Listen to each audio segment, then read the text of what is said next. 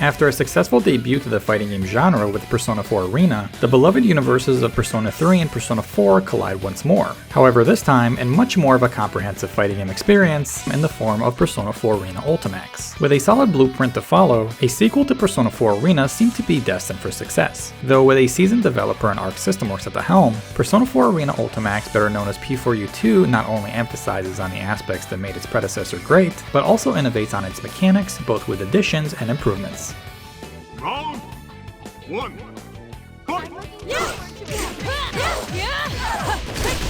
Topping its predecessor in style was always going to be a challenge for P4U2. However, it didn't necessarily need to. Although not much change in the visual department of P4U2 from P4A, the additions of new animations, stages, and supers all contribute in making the game look even more vibrant than it did before. The return of the pixelated art style, the flashy effects on screen, and the introduction of new Persona models all service towards meeting the franchise's presentation standard. The dark aura look of the newly introduced Shadow-type characters fit perfectly to their menacing presence, as well as complements the newly Persona 3 inspired HUD featuring the signature base colors of blue and red. Visually in a similar fashion to its prequel, P4U2 does an excellent job of signifying battle cues on screen, be it both systematic, such as showing burst availability, as well as character specific, exemplified by the unique traits of the new coming characters, such as Marie's weather forecast system and Junpei's baseball inspired run system. Despite nearly tripling its original roster, the aesthetic of both returning and newly debuting characters, as well as their respective personas, all look stellar, both during a standstill or a fast-paced exchange. Audibly, the usage of the original Japanese and English voices for the cast featured in both Persona 3 and Persona 4 is yet another nod to the game's remarkable application of source material. The addition of both new original soundtracks tied to character themes and story cinematics, as well as an expanded tracklist from both the original JRPGs, very much supports the variety with regards to in-game sounds. It is quite clear that P4U2's goal with its presentation was not based around reinventing the wheel, only improving upon it.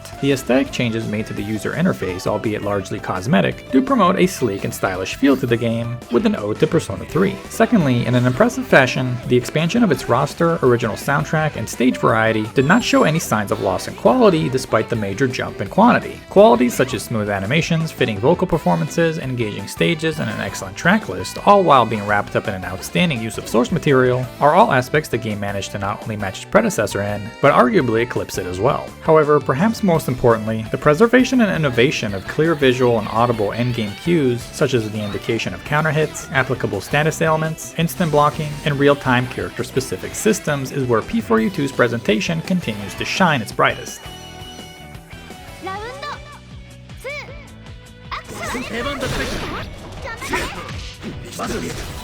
If it ain't broke, don't fix it. The same approach used to modify the game's presentation is applied with its gameplay. The core aspects of its mechanics from P4A remain the same in P4U2 with some slight innovation. The returning universal mechanics include the 2 light attacks unique to a character, 2 heavy attacks unique to that character's persona, the Arc System Works staple burst mechanic, made available to all non-shadow type characters, which is utilized as a potential defensive option in the form of a regular burst, a meter gaining tool in the form of a gold burst, and lastly as a combination extension in the form of a one more burst. While the one more cancel mechanic remains the same in its utility of canceling certain moves, be it in the extension of offense or return to defense, the additional mechanics added include the guard cancel roll, a defensive version of a regular roll in exchange for meter, the S hold system, an offensive charge attack which can be held down to perform special attacks, which are often invulnerable, as well as supers and even instant kills if the conditions are applicable. An enhanced form of a super attack in exchange of 75 meter compared to the normal use of 50 meter has also been implemented, offering the cast the option to preserve resources in exchange for higher damage. The expansion of its roster from 13 to 37 playable characters not only saw a wider use of status ailments such as charm, rage, and silence,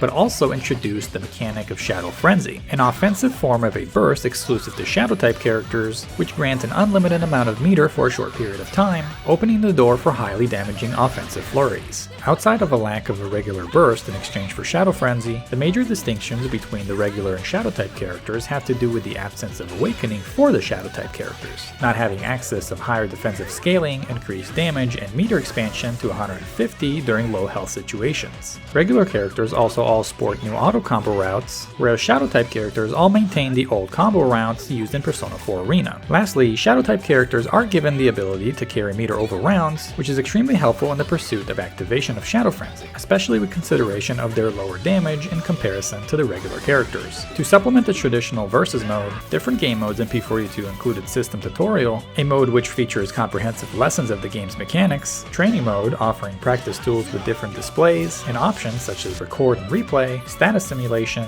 and character-specific settings. Score Attack Mode returns, maintaining its latter playthrough, although this time with multiple increasing difficulties. The game's Challenge Mode features character-specific combination examples, both friendly to newcomers and challenging for veterans. The Arcade Mode is a summarized rendition of the story campaign, and lastly, Golden Arena Mode is an RPG-inspired singular round battle playthrough, where the player is faced with both strengthened and boss versions of regular and shadow-type characters. The game's Story Mode is constructed in a similar fashion to its predecessors, in which it is centered on a specific narrative displayed through different point of views. However, rather than the perspective be exclusive to a singular character's experience, it is split into 3 parts, encompassing the main cast of Persona 3, Persona 4, and lastly a side story perspective showcasing Toru Adachi. Considering its visual novel format with occasional fighting sequences, pacing for the story campaign, while improved upon from P4A, still feels needlessly long, though it does offer more insight onto the backgrounds and personalities of both casts, and a new antagonist in Sho Minazuki adds another layer of intrigue.